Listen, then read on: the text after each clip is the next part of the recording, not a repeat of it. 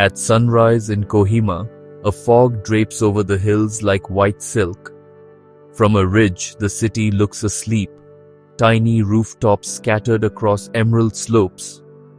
But step closer and contradictions appear.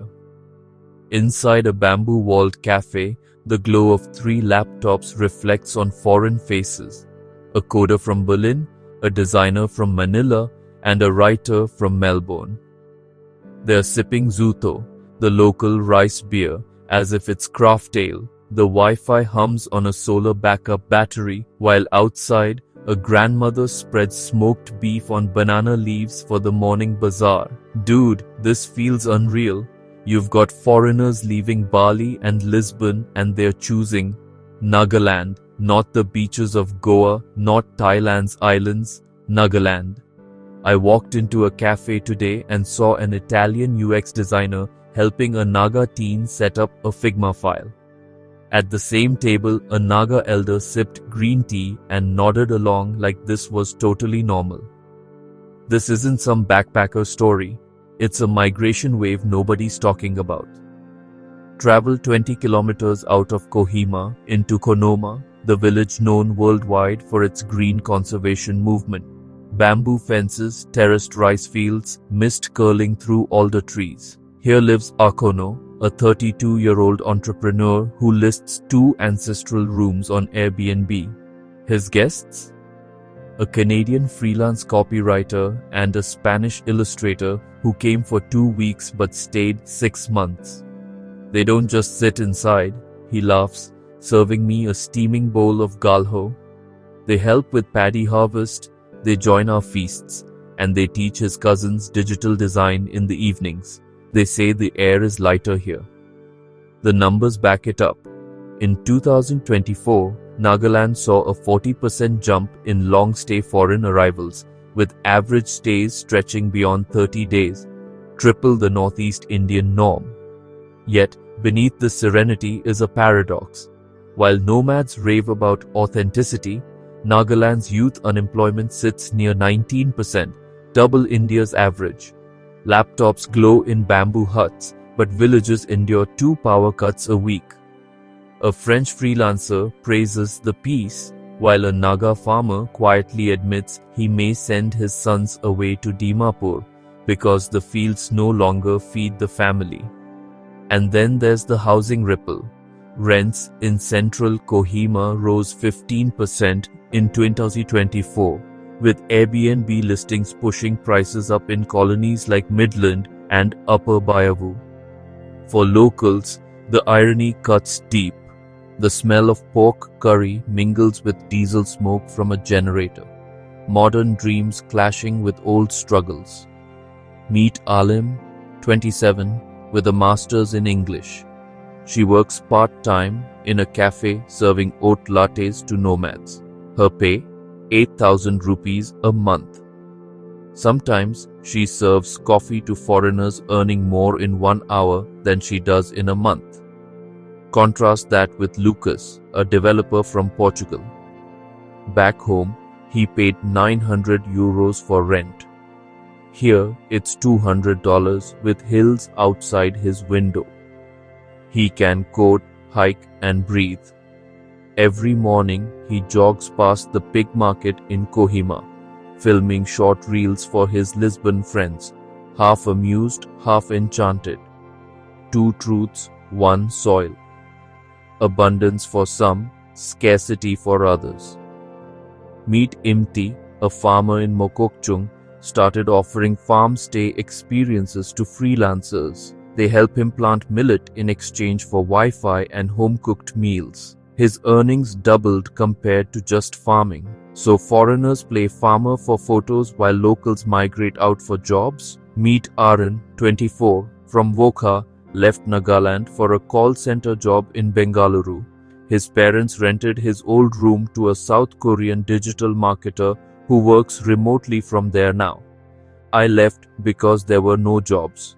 Now someone from outside lives in my house and earns in dollars. The economics aren't the only tension. There's culture.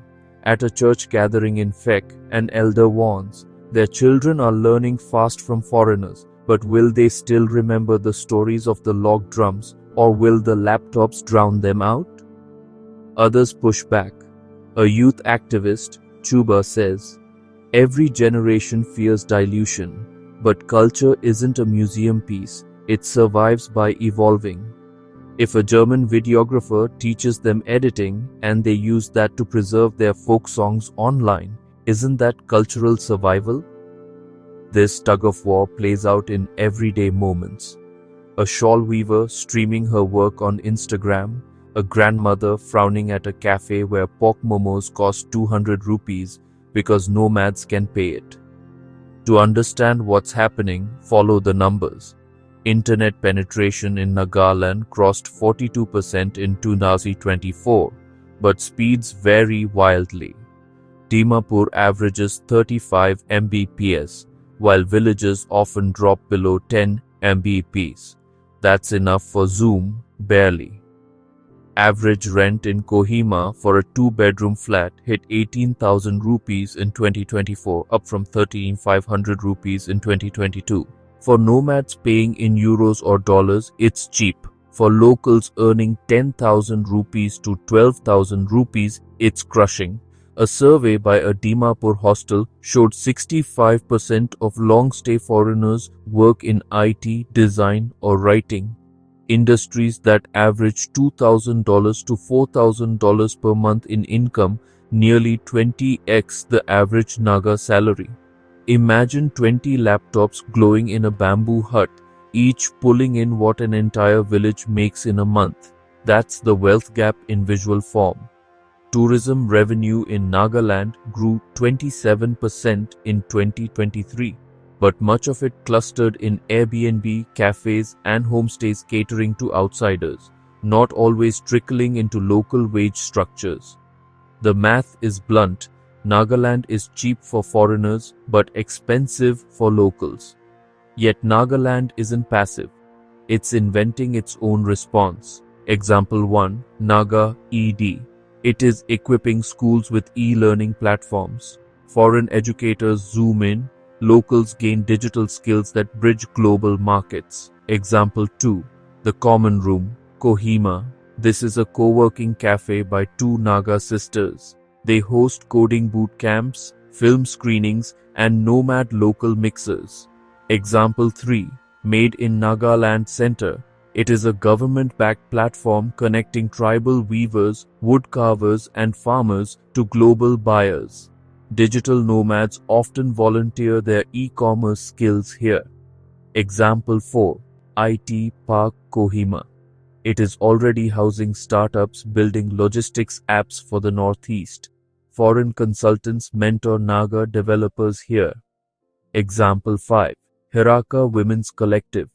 It is using WhatsApp and Instagram to sell traditional shawls worldwide, with a Dutch freelancer helping them scale. Each is a rebellion against dependence, a refusal to let Nagaland be only a backdrop for someone else's remote work fantasy. Forget generic learn Upwork advice. In Nagaland, the bridge is already being built. Example 1. Yellow Bowl Kohima. This is a local digital design studio collaborating with freelancers abroad, offering internships to Naga youth. Example 2. Cold Mountain Studio, Dimapur. Music producers blending local tribal sounds with global EDM, distributed via Bandcamp. Example 3. Roots and Leisure. It is a creative marketplace connecting Naga artisans to global buyers. Example 4. Tribal Connect Hub, Mon District. It is a small, solar-powered co-working shed where locals and visiting freelancers work side by side. One Japanese coder here recently helped teens set up Shopify stores for woodcrafts. Example 5. Chizami Weaves Digital Collective. Women artisans in Fek district now stream weaving workshops for foreign designers who join online from cafes in Nagaland itself. For freelancers arriving here, the opportunity is symbiotic. Locals bring heritage, food, and networks. Outsiders bring tech fluency, global clients, and capital. Together, ventures become sustainable. But zoom out. Nagaland isn't just hosting foreigners, it's forcing a question on all of us. What is wealth? Is it the dollars in Lucas's bank or the resilience in Imti's millet fields? Perhaps wealth is a shared table, smoked pork on one side, laptops on the other, each sustaining what the other lacks. The threads of an Ao shawl teach us: red for struggle, black for resilience, white for hope. Perhaps Nagaland is weaving a new pattern, one where global and local survival intertwine. Back in Khonoma, I watch Akono's phone buzz. His Spanish guest extended her stay again, 9 months now. She paints in the mornings, runs her global design business by day, and in the evenings plays folk guitar with village kids who teach her local songs. On Saturdays, she gathers teens to teach Photoshop. Meanwhile, Alim, remember her, finally saved enough to join one of those workshops. For the first time, she's designing her own online portfolio. In Dimapur, Imti's farm stay gets booked again, this time by 2 South Africans working in crypto. The smoke from the kitchen fire coils into the misty hills. Children kick a football in the courtyard. Foreigners sip tea on a bamboo balcony. Locals weave shawls inside. It's messy, yes, but it's also alive, a quiet exchange of survival strategies. Just keep in mind, this is not an ad, not a travel hack, not a warning. It's the messy truth. Nagaland is no utopia, no tragedy. It's becoming, resisting, inventing. Watch, learn, respect. If you're still here, you're part of this story. Don't just scroll, subscribe. Every click helps amplify Nagaland's unheard voices. Drop a comment. Would you work from here? Smash that like button if you think outsiders and locals can thrive side by side. And share this, because one random share could put Nagaland on the map tonight.